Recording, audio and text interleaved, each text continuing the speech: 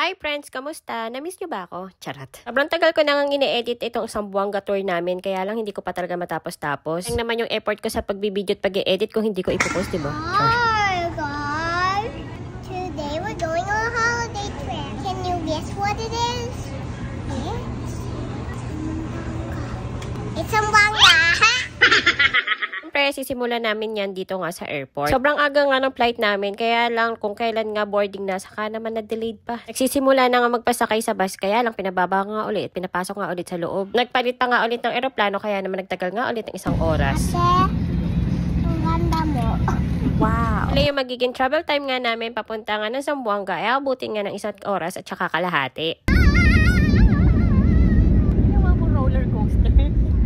Andito na kami sa Zamboanga, guys. Mabini sa Zamboanga.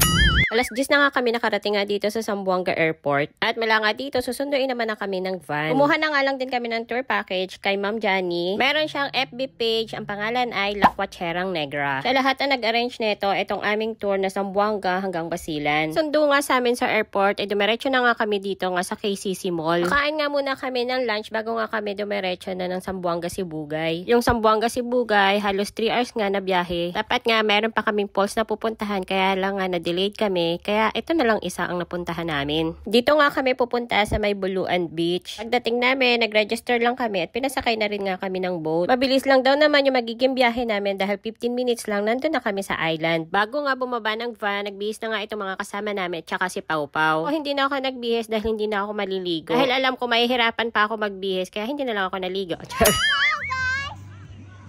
Pagdating nga namin, ito nga si Pau Pau, tatakbo na nga agad. I-stay lang kami dito sa may Buluan Island ng hanggang 1 oras. 3 PM na nga no nakarating kami dito, kaya hindi kami pwede magtagal. Ganda din naman dito, hindi ganun crowded. May mga kubo na rin para rentahan. White sand, hindi ganun kalakas yung alon. Meron na din ditong paliguan kung gusto mo magbanlaw. May bayad nga lang parang 20 pesos. Ito nga, pupunta nga kami doon para nga magbanlaw na sila. Tama na nga din dyan pala yung mga CR, ganun. After nga naman magbanlaw, dumiretso na nga ulit din kami pabalik nga sa mainland. Sunod naman namin pupuntahan ay dito nga sa may Stonehill Farm. Bago nga kami bumalik nga ng Zamboanga City, early dinner na nga daw kami. Malapit lang ito mula doon sa pinanggalingan namin kanina. Maganda nga ditong kumain dahil maganda nga yung view. Makikita mo pa nga dito yung island na pinanggalingan namin kanina. Habang nga nag-order sila, nagpa-picture na nga lang kami dito ni na Pau Pau. Marami nga ding mga kakanin dito, pero ito nga in-order namin. Tawag nga nila dito ay puto kamanting. Gawa nga din lang yan sa balinghoy. At masarap nga din daw yan i-partner sa mainit nga na chocolate or kape. At dumating na nga yung aming mga in-order at ito nga yun lahat. O paano friends, tara, kain tayo. Hindi mawawala yung pansit at paborito nga yan ni Pau Pau. At saan mo nga dahin ito si Pau Pau kung hindi nga ramen, noodles, ay pansit nga lagi ang kanyang gustong kainin. 7 PM na nga kami nakatapos kumain at ayan nga, pagkasakay nga namin ng sasakyan ay tulog nga itong mag-ama agad. 3 hours nga ulit yung magiging biyahe namin pabalik nga ng Zamboanga City. At dito nga kami mag-i-stay kay Casa Canilar. Malapit lang to sa may Port Pilar. Dali, matutulog lang kami dito, then bukas ng umaga, isusunduin nga ulit kami papunta naman ng Basilan. Then, ito yung room namin. May towel, may toiletries na din, may table, may cabinet, at may TV. At meron na nga rin maliit na ref. Kinabukasan, sinundo ulit kami ng van at ihahatid nga kami dito sa may port papunta nga ng Basilan. Yung magiging biyahe naman namin ay 1 and 40 minutes. Kapag malapit na nga sa Isabela, Basilan, ito na nga yung madadaanan mo. Daming ang bahay dyan nga sa may gilid nga ng dagat. Nakakaaliw nga lang din tingnan talaga yan, lalo na nga numalayo pa kami. Halos magta-12 na nga nung dumating kami dito sa Isabela. Magbaba naman namin, ready na nga ulit yung susundo sa amin na van. Magbabiyahe pa nga halos kami ng 30 minutes para nga doon sa pupuntahan namin, doon sa Lamitan. Yung way papunta naman Lamitan, wala ka naman makikita kundi puro puno na niyog at saka yung mga rubber tree. Yan nga yung kabuhayan nila dito, yung copra at saka nga yung rubber. At dahil nga 12:30 na nung dumating kami, diretso na kami dito sa kainan. Ito na nga kami dinala sa may palengke ng aming tour guide. Patikim nga niya sa amin daw yung kanilang mga delicacies. Papansin ko sa kanila dito, napakadami nilang mga kakanin. Ito nga yung mga in-order ni Mon. Yung kulay itim na sabaw, yan yung tola itung. Kaya siya may itim dahil nilagyan siya ng sinunog na yamas. Masarap nga din yan dahil ako nga lang din yung nakaubos nga ng isang bowl. Parang halos nakakatulad nga siya sa tinolang manok natin. Naman, putli mandi. Sorry, baka mali yung pagka-pronounce ko. Char. Ito naman, halos katulad ng ating palitaw. Tapos yung palaman niya sa loob ay bukayo. May dalawang klase yan. Ang pagkakaiba nga lang ay yung kulay nila, light at saka dark. O, sabi nila, mas matamis nga daw yung dark color.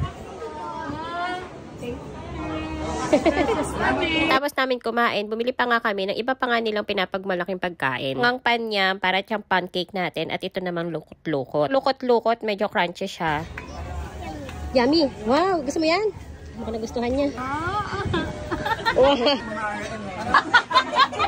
Luka-luka ko. Babay na.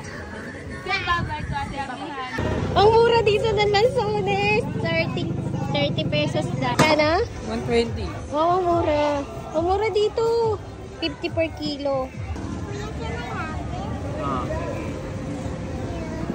Tapos nga namin mamili ng mga prutas. Namin pinuntahan, dito nga sa kanilang library museum. So, dito naman makikita mo yung history ng Lamitan, mga collection nila ng artifacts at saka artwork. Kita din sa amin kung ano nga yung kanilang mga pangunahing pangkabuhayan dito nga sa Lamitan. Yaman nga sila dito sa copra, sa rubber, coffee, at saka abaka. Pero itong si Pau Pau, mas naging share siya dito sa kanilang mga musical instrument. At tabi nga lang netong museum, may dito nga sa kanilang pasalubong center. Maana nga din kami, para nga tumingin na pwede nga namin mga ipasalubong.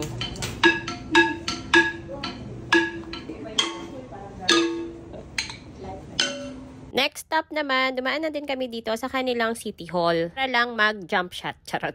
Peep stop namin, Bulingan Falls. Ito naman, ang ganda ng falls nila, sobrang lamig. Kunti lang din yung tao. At kung magliligo dito, bawal pala yung mga naka-short at mga revealing na mga damit. Meron din mga kubo na pwedeng rentahan. Kaya lang parang wala ditong CR at saka pwedeng pagpaltan ng damit at pagbanlawan. Ang mga kasama ko at talagang nag-enjoy dahil may pagtalon pa nga sila. O diba, sana all marunong lumangoy. Hindi din palang umakyat dun sa taas ng falls.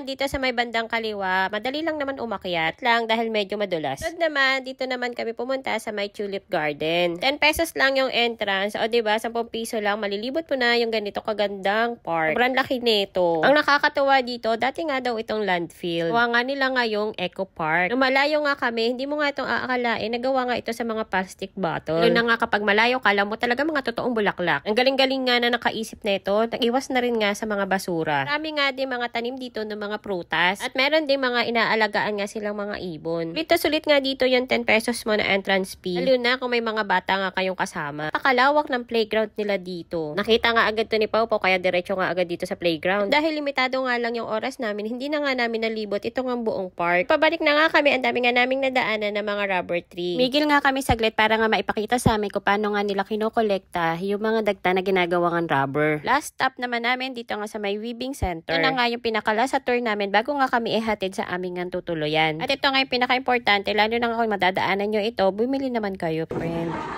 Wow.